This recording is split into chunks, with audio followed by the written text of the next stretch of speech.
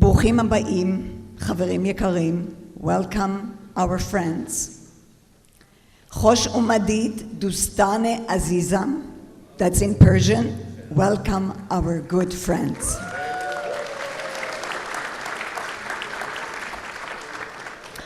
Obviously, everybody knows that this topic has become very hot topic. And for me, it's a personal. My roots, my family roots, goes to Persia, 11 generations. We were not able to go and visit it for obvious reasons. So, to make it short, we hope for Iran freedom.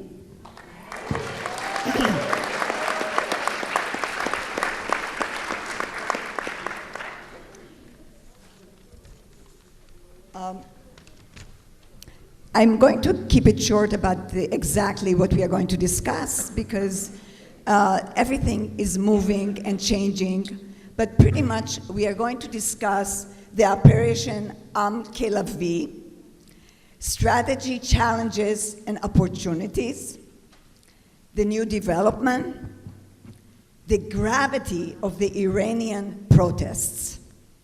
And I just held a very special flag just a few moments ago, and we will show it again. This flag, and can you help me to open this, please? This very special flag has been with the protests, I think about 200 protests or more. That's correct. We will be describing it later with one of our panelists, but this is a very special flag that we have with us. And now I'm going to introduce our esteemed panel. We have with us Congress and Dr. Rich McCormick.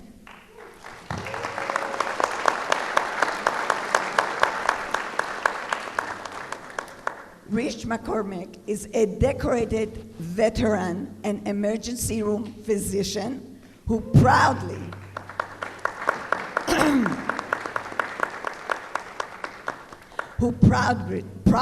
served Georgia's 7th Congressional District in the United States House of Representatives. During his 2 decades of service, Rich deployed to combat zones in Africa, the Persian Gulf, and Afghanistan. And then we have Beni Sabti.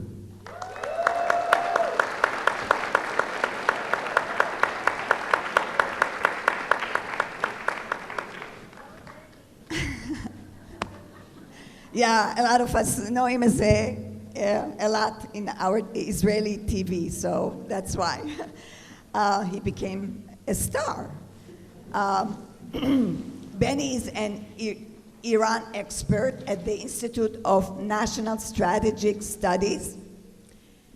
Beni is a commentator on Iran for media outlets in Israel and around the world.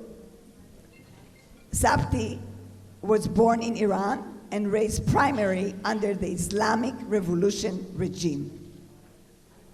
And then we have the honor of having Farzan Seyed,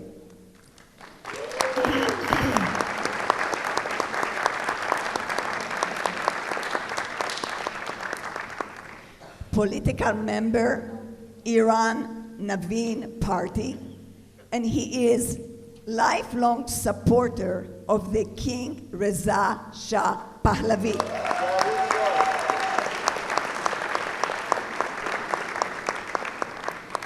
And our wonderful moderator for the panel is Marjan Kapoor Greenblatt.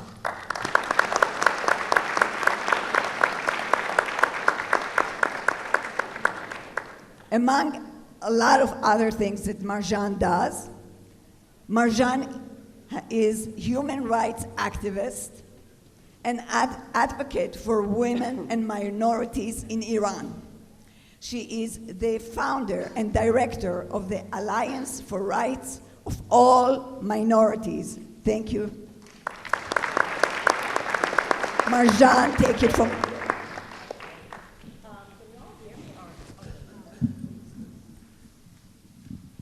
All right, good morning, everyone. Shabbat Shalom. It's a pleasure to be among all of you here. And I have to tell you that I am particularly excited to be moderating this panel because I am anxious to hear what they all have to say. Now, we all have been monitoring the news. We have been concerned about the state of affairs, the safety of Israel, national security of America, and also the lives of the poor souls in Iran, the protesters who have been innocently murdered by this brutal regime. Today we're going to get into all of these issues.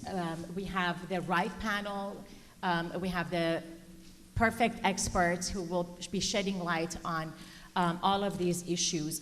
But today's conversation is going to be really in two parts. The first part, we're going to talk a little bit about the Operation Rising Lion that sparked the 12-day war. And in the second round of questions, I'll be asking our panelists to talk a little bit more about what is happening today.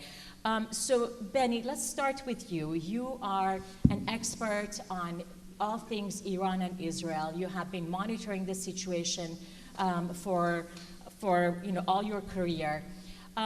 What triggered the Operation Rising Lion that started the 12-day war? We understand that the main concern was the nuclear ambitions of the rogue regime of Iran. But what pursued after that was something a little bit more. Can you tell us whether how this came about, whether it was successful, and where it has brought us at this moment, Beni? Yeah. Thank you very much for having me. Oh, the volume maybe is too high. I have to say, today is Shabbat. No photos. No photos today. Leave me alone. Really. And my wife is here already, so, yeah. And first, and I will come back to the question, but I have to say, a great thanks to IAC, who brought me here, really. And Lydia, one of the leaders of these organizations, thank you very much for bringing me. I'm so excited that, I don't know, I never felt, and this huge crowd is here, and some of you are standing, I'm very sorry. But next time we will do it in the bigger one, for the next one. And it's really exciting me. What brought us to that war, to Iran-Israel war? The Iranians' culture of decision-making is very different from what we have in West. When you offer them negotiations and peace, they take it otherwise. They understand it as a weakness. And when President Trump, after a few months of election, and they were very afraid of him when he was elected, he comes and he suggests negotiation to Iranians. They thought that this is the different Trump. This is not the first Trump that they had in 2017, 18.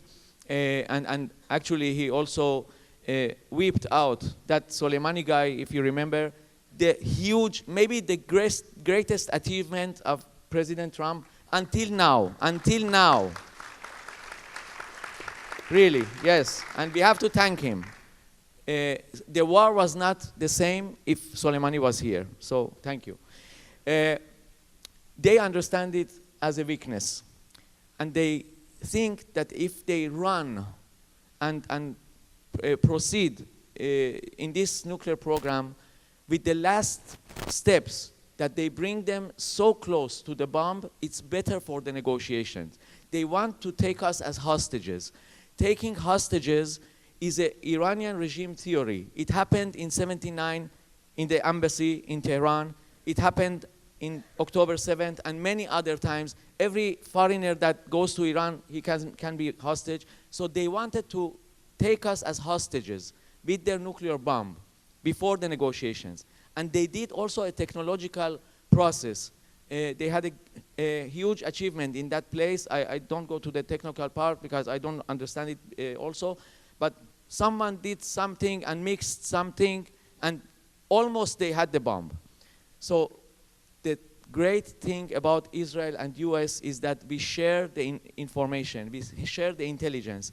And we knew about that in around, as it was published, okay? I don't have any other knowledge. It was kind of known to this intelligence organization that they are running to the bomb and we have to do something around April, May. So here comes the deceive, how President Trump and Bibi did that. They kept the negotiations. Israelis were very angry. Even I was deceived, and I have something to tell to Bibi. I will come. Really, I don't care about it. But as you know, the end of the story, that night, the war began to bring down that program and also other programs. The nuclear program is one. Terror program is much more important. Much more civilians, Jews, Israelis, foreigners, US civilians were killed by Iranian terror in all these years. And Israel tried to hit all these programs. And it was very successful, but unfortunately with Iranians, you never finish the job. And what Israel started, America was able to continue with the Operation Midnight Hammer. And we saw a little bit more of this choreography of these conversations happening. Is something going to happen? Is it not going to happen? Between Prime Minister Netanyahu and President Trump. But America really got involved in an incredible way to assist Israel with the nuclear ambitions of Iran. Can you tell us a little bit more about our role, the US's role in neutralizing the threat of Iran? So we've always had the capability to act, but we have not always had the will to act. If you look at this president and compare him to other presidents and what we've done historically, we've relied on Israel to do our dirty work for us. It's true. If you think about what Iran does, it's the most evil regime in the world when it comes to exporting their main export, which is not oil, it's terrorism. Whether it be Hezbollah, Hamas, whether it be the Houthis. And it's affected Americans, and people cannot, those isolationists in my own party, and I happen to be a Republican, but those isolationists in our party that would say we can exist without everybody else in the world are not looking at the big picture, because Israel is the little Satan, we are the big Satan. And we're next. It's just a matter of time when they combine forces with China and Russia and North Korea to do harm to our nation. We are forever, not just historically linked, but also into the future. Even what we did, which was magnificent, and I'm a military guy. I was a pilot in the Marine Corps for many years before I switched over to be an ER doc, and the integration of that technology and that force to do something that I think was very good is not over. What we did in Venezuela was just the tip of the iceberg of what we can do, but if you don't have the will to use your power, it doesn't matter. Peace through strength only matters if you're willing to exert that power. A perfect example is Ukraine. Ukraine could have been over within 1 year. Russia seems like a big, powerful nation. It's got a GDP of $2.1 trillion. Texas has $2.7 trillion. Wow.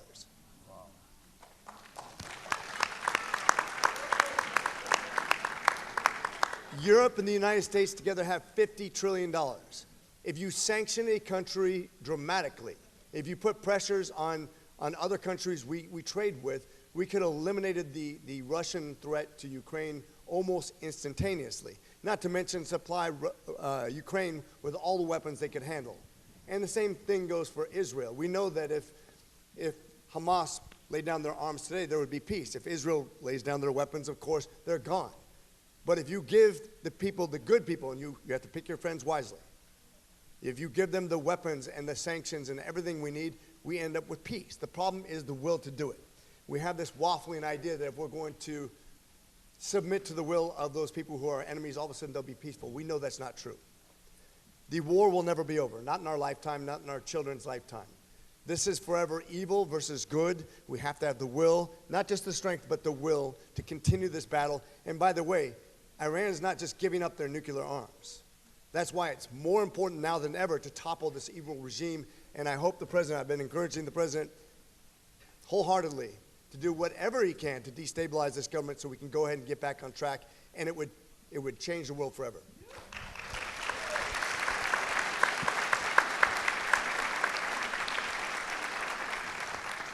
That's definitely something that we all want to see in the region. And Farzan, you're an activist, a political activist. You're in touch with folks inside Iran. And as an Iranian person, I know that you're very concerned about the present and the future of Iran. Tell us from your vantage point, what were the effects of the 12-day war on the Iranian government and also the Iranian people? And how has it brought us to this moment, if you will? So the Iranian protest hasn't just been recently happening. It's been happening for 20, 30 years. There's been people dying on the streets, raising up against the terrorist Communist Islamic Republic.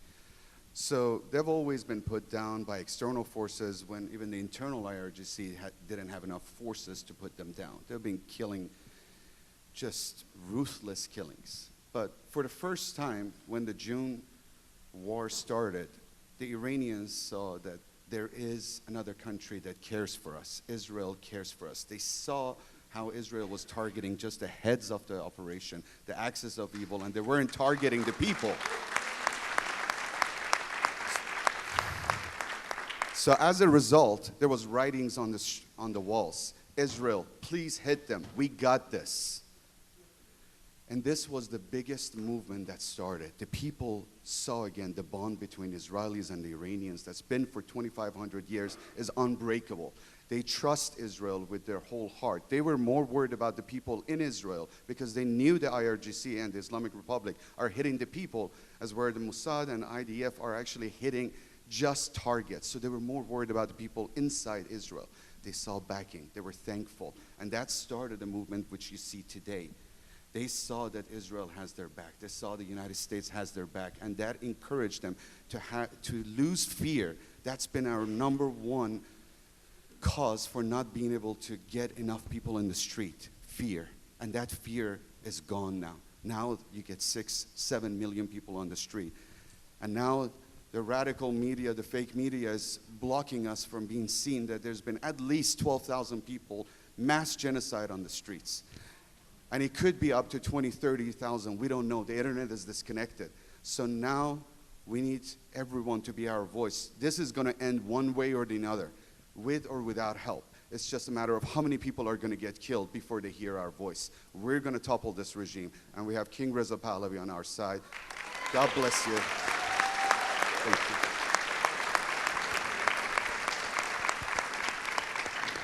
you.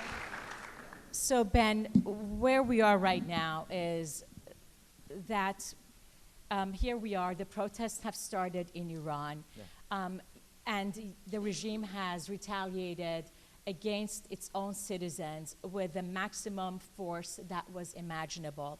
On the one hand, we see this Iran that is weak with respect to the power of its proxies, but, and that was probably what made it easy for Israel to penetrate the skies of Iran and attack it in the way that it did. But despite the weakness of the proxies, Iran is showing a different kind of force and is putting it against the citizens and civilians in its own land. What do you think is next? Are we to expect another round of military action toward Israel, toward Iran? And with that, I want to add some of the potential games or disinformation that is being communicated. For example, on the one hand, we heard that Mossad was reassuring the Iranian protesters that we got your back, we are among you. But what were the results of that? And on the other hand, we saw what may be misleading intentional news about Israel recommending that President Trump delays a potential military action on Iran. How do you read these messages, and what do you think is going to happen next? Yes.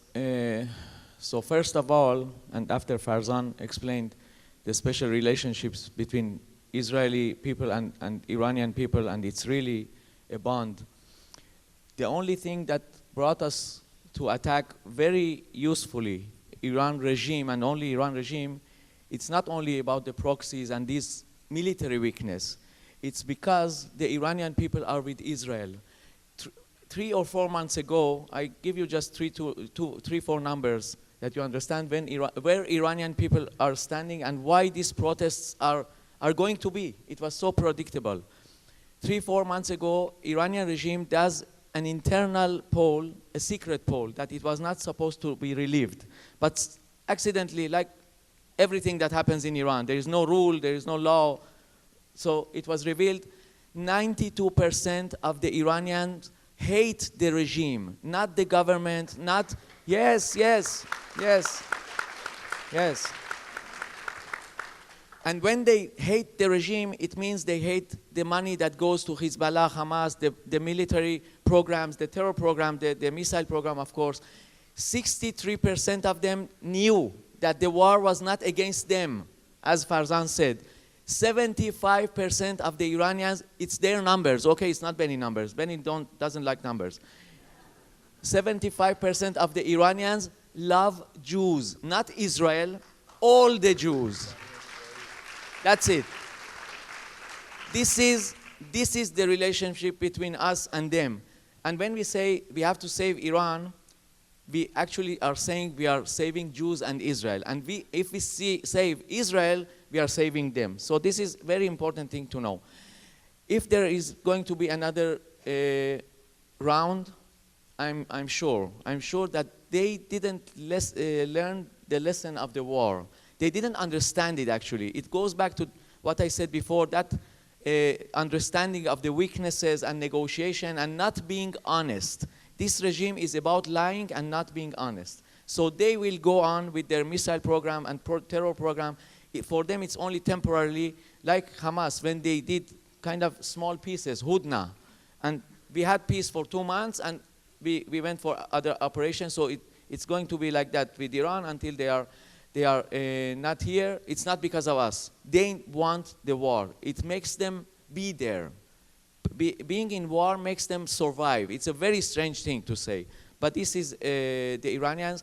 And what happened in one sentence? What happened with these protests and the attitude of Israel and US? And I'm saying here my personal view, because it's a very complicated thing, that what happened here. President Trump actually brought the biggest fuel to that protest. Without his support, these protests wouldn't be as they went to be in that last days before disconnecting the internet. So, and when he doesn't come to help them really, it's a very strange thing. And after that, Netanyahu calls him and says, wait, no, Netanyahu is signed on the Iranian program and project in about 30 years. I'm sure, as an half Iranian, and this is my Iranian side is talking, we live in a conspiracy all the time. But this time, I think there is something that we don't know. The media is full of misinformation, all kind of media. Fox, CNN, Iranians, Israelis, everyone. Don't listen to me sometimes, okay, it's better. I think there is another plan. We don't understand it yet. The ships are coming and going, and the planes. There is something, and we have to wait and see, because these two guys, they are best friends, Bibi and Trump, and they won't lie about their promise to the Iranians and to Israelis. So let's wait and see.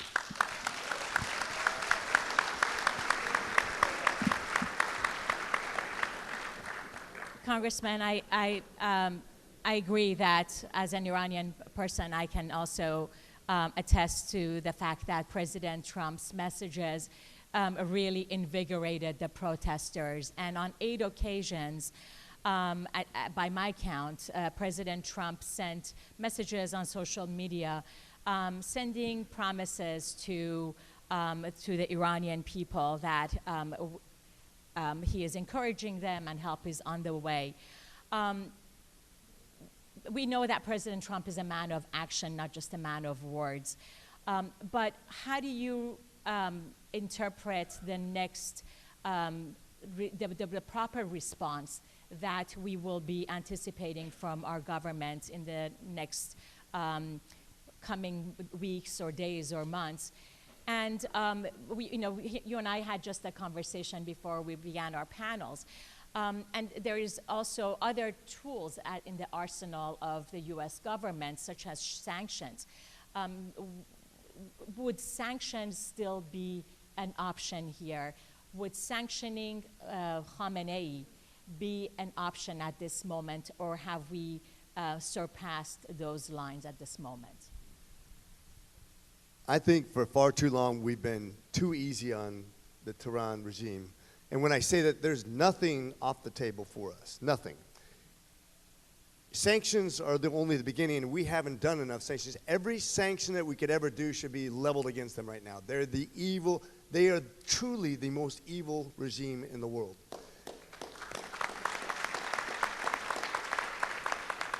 That's the easy part. In other words, that should have been done a long, long time ago, and that should have been consistent and never lifted, because they're never going to get better. That regime needs to be toppled. There's no compromise. There's no reasoning. This is evil. You don't reason with evil. You destroy it. And so you'll find I'm going to be a little bit more. I'm a Marine, so that's the way I talk. But when it comes to other options on the table, any opportunity we have, even through whether it be cyber, whether it be military actions, whether it be even the backdoor channels we have to lift up the rebellion against it, those people who would go there and actually put their lives on the line, anything we can do. And I say everything's on the table, and this is why I say Midnight Hammer was just the tip of the iceberg, is that we have to be willing to engage over and over again and have that regime looking over their shoulder, have everybody else in that regime looking to get out, looking to desert, looking to turn on the leadership until it's gone. And the funny thing is, and this is where we have the political debate, oh, President Trump needs to have permission from Congress. There's no way you can have permission on secret things. If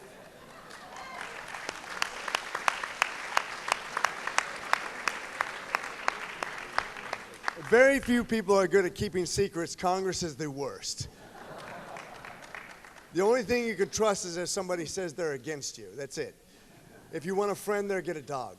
But the point being that we have to keep all options on the table, but absolutely sanctions have to be as strict as possible right now and until they're gone. It cannot be lifted. There is not anything that comes out of their mouth that is truthful. They will lie to you. They will compromise with you, but it's not really to get anything we want. It's only to delay and actually cheat until they get what they want. And that's why they need to be getting rid of. Thank you. And Farzan, you are monitoring the situation, I'm sure, hour by hour in Iran. And the internet has been cut off on the protest on the entire country. And it's become a lot harder for us to right now obtain any accurate information about the depth and breadth of the problems that the Iranian people are facing. And on the other hand, we have a Western media narrative that really cannot escape the vile nature of what has happened, but they're still trying to change the narrative in a way that still gives the government the benefit of the doubt or questions the legitimacy of the leader of this revolution, who's Crown Prince Reza Pahlavi. What is it about the Western media that is so inspired to present the wrong narrative to us? How do we get to this point, and how do we present the right narrative? To put it lightly, What happened in Iran in 1979 was atrocious. Communism and Islam combined together, and unfortunately the West, now there's a lot of conspiracy theories, but there's facts. So Islam and communism wasn't just promoted by Iranians inside Iran. It was inspired by Russia, France, and there was foreign influence from the West, from the past administrations. Now, that is happening again to the world. We're not talking about the right view or the left view. We're talking about the ideology of communism. Everything is for free.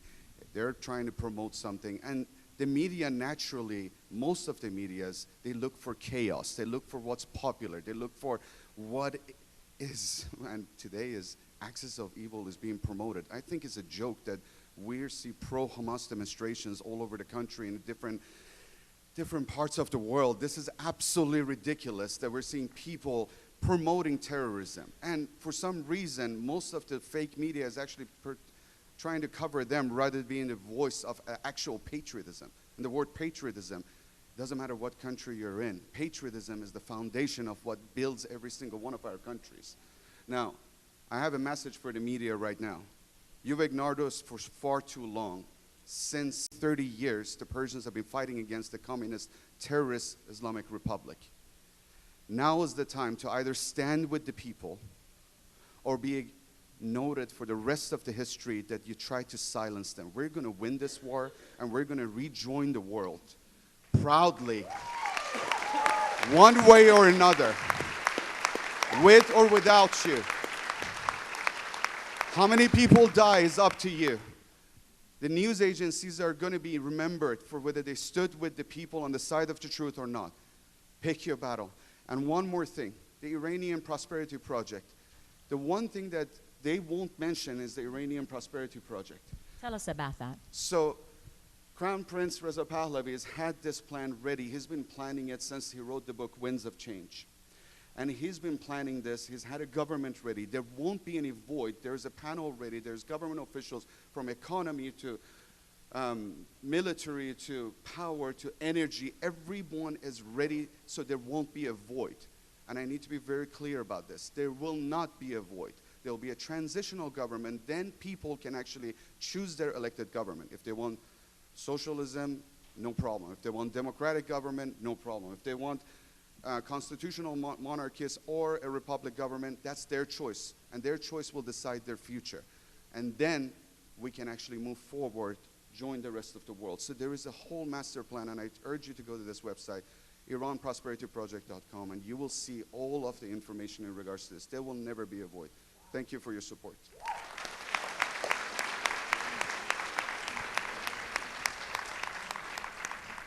There are a lot of you in this room, and I'm sure many of you have come because you have questions. Before I open it up, I'm going to ask one final question of the panel.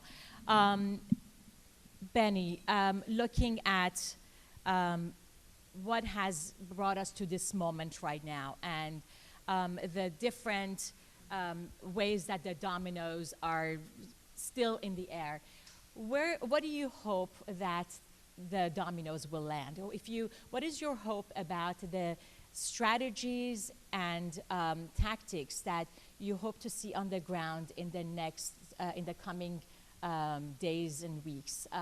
And what is the ideal vision that you hope to achieve through those strategies? And that would be a question for all of our panelists. How do you hope that this will end, and what would be the outcome that we all hope to achieve? Yes, so first of all, I think as President Trump began it, I hope that he and Israel, or whatever they decide with themselves, they will help the Iranian people to come back, to return. It doesn't have to be with this violent protest. The violence, of course, is from the regime, not from the people. And help them to be more organized. Maybe the internet issue, you know, it's a very surprising thing. For me, again, private opinion, it cannot be that the Iranian leader has an account in X, in Twitter, and it goes on and goes on. He talks and the Iranian people cannot talk. It cannot be. I don't understand. So, I don't know. And I heard that Elon Musk is he doesn't need any more money, okay? So you don't, IAC doesn't have to give him some money or something, so, but he can be generous by his mind, by his deeds, and shut them down also, not only the Iranian people. Hi, thank you so much for that, for everything you've all said. I've got a question for whoever wants to take it. You know, we saw when the war in Gaza happened and all that, you had these mass, crazy protests taking to globally, Australia, London, you know, in the name of human rights and oppression and anti-genocide. Where are these people now for the Iranian people? I mean, I know what I think. I'd just like to hear it from your perspective. Where are these people? I'm also going to ask you, when you ask your question, please introduce yourself and tell us where you're from. My name is Shelley Freeman. I'm Australian, but I live in New York at the moment. Thank you. Thank you, Shelley. So I want to thank the Australians. I watched the channel Lefties Losing It. You guys should check it out. This is my personal view. So what I've seen and the evidence I've seen is that most of these protests has been funded. They've been funded. They've been organized. The permits have been gone. This is not just a propaganda. This is not a conspiracy. These protests, these ideologies, there's always some corrupt politicians sitting behind it trying to drive an idea to steal your taxpayer dollars by driving an agenda that funds them personally. So it's all to do with corruption. I'm sorry I'm being so direct. But these are all organized protests. That's why you don't see them. They don't care about humanity. They don't care about, if you want to free Palestine from Hamas. Don't free, thank you. That's the terrorist organization. Everyone knows Islamic Republic is funding Hamas, is funding Hezbollah, is funding the ISIS, Taliban, all terrorist organizations. They're the axis of all evil. But the problem is we're dealing with funded and organized protests that's for an agenda, a financial agenda. And that's why you don't see them protesting for free Iran, because they're all corrupt and they're all actually paid protests. Go and look them up, look up the facts, don't believe me. Again, this is just my personal view. There's another part of this too. When you talk about the education system we have, we've actually, as an American government, funded schools that are literally anti-Semitic, anti-Israel.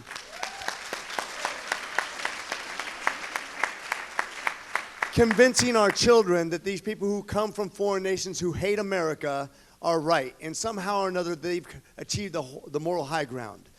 That's going away. We are no longer going to allow that as a government. We're going to have accountability. If you're going to have billions of dollars in donations sitting there waiting, we're going to take that from you. We're going to tax that. We're going to come after you. We're going to come after your leadership. When you have 90% of the staff that literally support this insane, let me say it again, insane movement of violence and hatred and anti-American and anti-Israel sentiment, that will no longer be allowed, and we're going to fight it. Thank you for that. We need it. Thank you. Next question, please introduce yourself. Hi, my name's Ilana Katz, and I live in Boston. But this question is actually directed to Congressman McCormick. So over the years, we haven't seen very many interactions with Congresspeople together with Reza Pahlavi. But we have seen, and what I'm seeing even more and more right now coming out, is a lot of interactions between Congresspeople and Trita Parsi with Nayak or Mariam Rajavi with MEK or rebranded as NCRI. What do you think is driving that, and why aren't we putting them back on the terrorist list, MEK? Thank you. Excellent question. So that's the nice thing. This is why it's so important to choose leadership wisely. Because although people have good rhetoric, you can see what they do behind the scenes, you can see the policy, you can see who they meet with. We have an infiltration, literally an infiltration inside of our Congress of people who hate peace, hate Israel, hate Jews. I hate to say that, but it's true. And I've had all kinds of people in my office. Some people I really like and I love. Some people I don't like so much, and I tell them to their face, I don't like you so much. But, and maybe not even in those words. But I do know we're not a cult, and I know we don't all agree on everything, and that's okay. But one thing we should always unite against is, or unite as a nation, is that realize that we are forever linked with Israel. We are forever linked with peace. We are forever, because this theocracy, these autocracies that go against us, believe that freedom is the enemy. And that's not given to us by a government, that's given to us by God. It's an inalienable right. And until they can take it away from us, they'll never be happy, and they'll be fighting against us. And you're right. All these people who would hold up violence and be legitimately, I mean, you can quote them. They want to eliminate Israel. They want to eliminate the United States. And yet they meet with people in our offices as if it's okay. Shame on them. We need to call them out publicly and oppose them and get them out of office.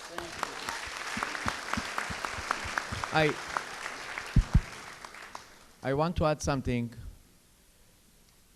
and I say from my private opinion, but this is what happened in Iran with the wrong choices and other places, and I'm talking about the American policy, but forgive me, this is my only experience.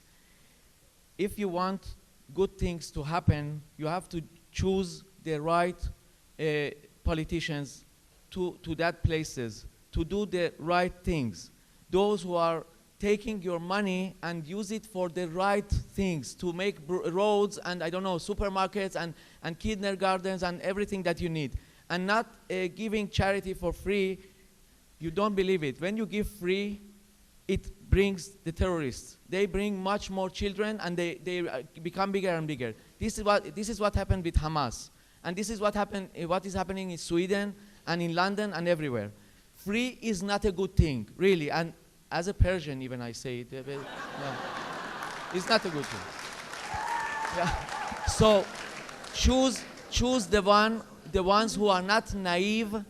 I love peace. I love every human being. I really wish that the children in Gaza were not in that side. They were in the peace side. But you have to choose the right ones to bring this wishful thinking to be truth. Thank you. Next, way in the back with a microphone, yes. Hi, I'm Sarah Bloom. I'm from Boston as well.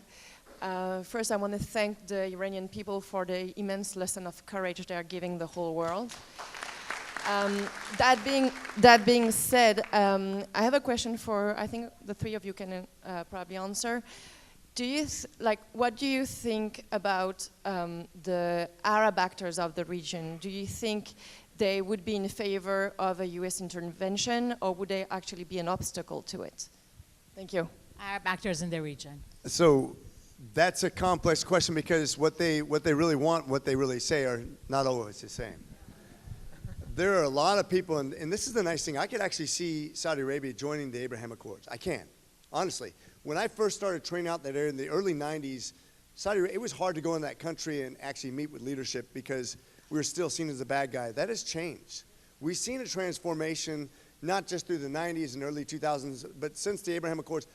People are humanized. When you spend more time with them and they become actual individuals, and you'll see that people actually can make money off each other and see upward mobility, and it gets rid of terrorism when wealth is spread around. They want to see the end of this regime too. I promise you, almost every country in that region hates the Tehran regime, but they're scared of them. And the worst possible thing we can do is allow them to have nuclear weapons, because then they become insulated. If Russia didn't have nuclear arms right now, they'd be gone. They would be gone.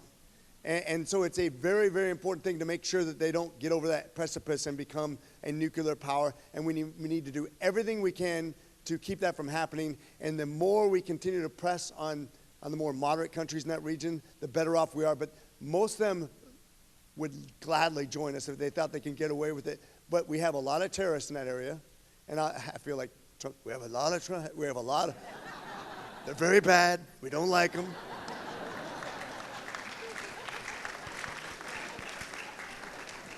But there's 10% of the people that have guns that basically bully everybody else.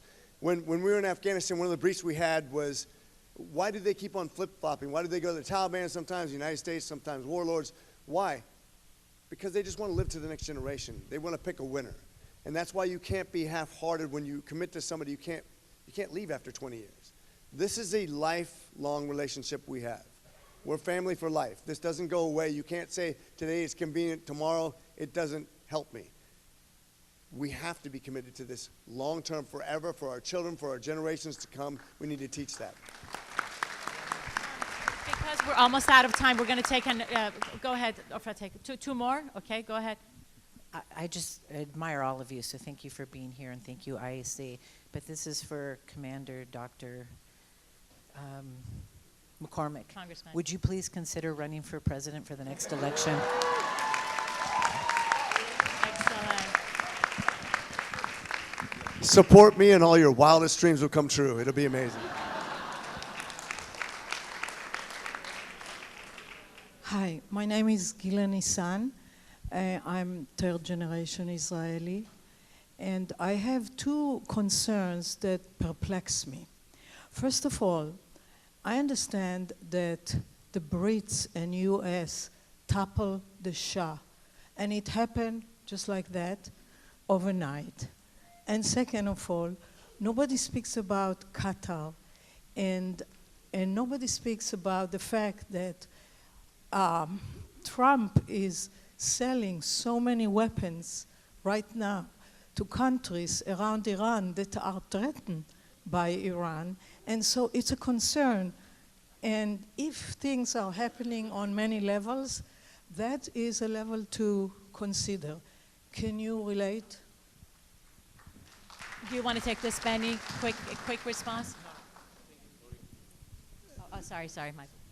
Just to make sure that I understand the question, you're concerned about all the weapons we're selling to the people that surround Iran? Is that what the question is?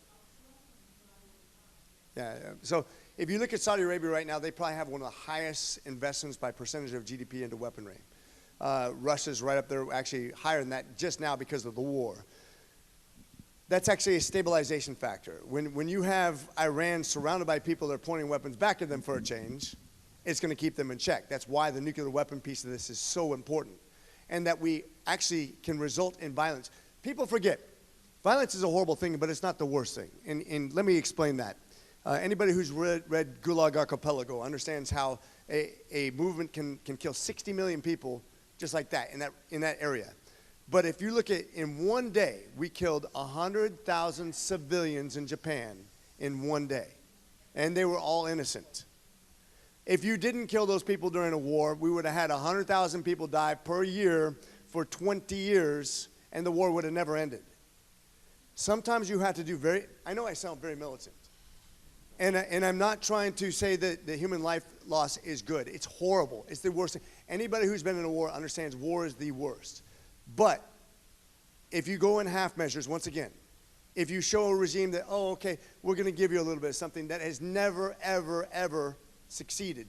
If you study history of warfare, peace is achieved through strength, not through passivism.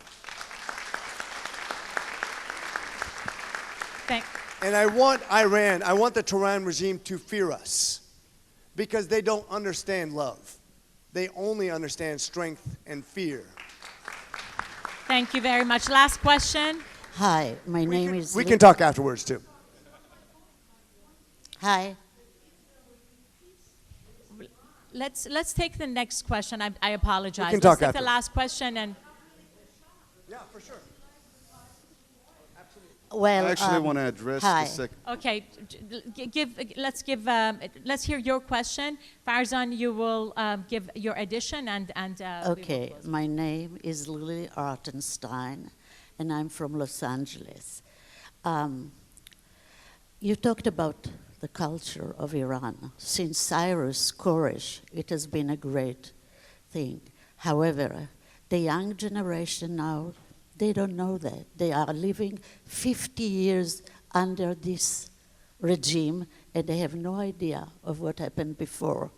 And the elder people, most of them die. How can we combat that? Great question. And this is where the media would have helped us to show what the Iranian Generation V, we call it, for victory. This generation has been educated. Everything they've been brainwashed to say, death to America, death to Israel, death to the whole West. has been eliminated. For the past 20 years, we're seeing in TikTok, social media, Instagram. Since we don't have a media outlet, we've used all these social medias. The people of Iran, the young generation, have been using this to express their views. And what we see is majority, again, my personal view, what I see 99% is the young generation's love for Israel. You see all these podcasters, they go and talk to different countries. They talk to Palestine, they talk to Turkey, they talk to Arabia, and you see them hate Israel, they hate US. But every Iranian that they talk to, all the young generation, we love Israel, we love America. No, they are educated. They had internet when it was open. They educated themselves. Not only they have a love for the West and the rest of the world, I guarantee you they're more knowledgeable than most people in other Western countries, and they're more educated. And that's why they're standing up in 6-7 million on the street every day right now. Thank you. I want to add one moment. One moment. Be their voice. One moment. I want to add something, how it happened, what Farzan said. You know, you remember that Israel stole the nuclear archive of Iran regime, yes? In that days, and even before that, the Iranian exiles were much wiser. They stole the archives of the Iranian television before the revolution and after the revolution. They brought all the clips and films that were really, they were the real thing. From before the revolution, how the king was good to the people, built Iran and everything else, and how this regime is evil. Today, I wish we have the Iranian youngs like this, like their behaviors also in America, also in Israel, also in the West. They are the wise ones. They woke up from their bad dream. We are in the bad dream. I wish they even lead us to the better day, because they know it on themselves. And this is the reason that maybe they will bring us to the better day also, and not only themselves. I'm going to take the liberty of responding to the question that was shouted there about how we can support the Iranian people. The best way to support the Iranian people is to listen to them and who they are declaring as their leader. And that, at the moment, is Reza Pahlavi, the Crown Prince. Yes! Follow him. He will tell you how to support. Follow him. He will tell you how to support the Iranian people.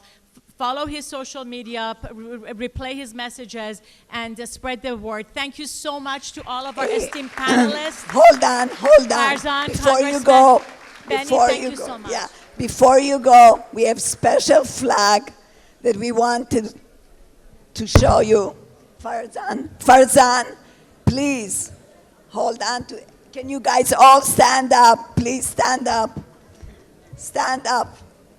And we have IAC here supporting our Iranian friends in Iran. Please thank our panelists. Thank you, panelists. We are here to support our friends in Iran. Faraz. God bless America. God bless Israel. God bless Persia. I'm Israel Chai. I'm Iran Chai. Long live King Reza Pahlavi. The code is Javid Shah, Javid Shah. Javid Shah. Javid Shah, Javid Shah, Javid Shah. Javid Shah, Javid Shah, Javid Shah. Javid Shah, Javid Shah, Javid Shah. Javid Shah, Javid Shah, Javid Shah. God bless you all. Thank you so much. To a beautiful future together.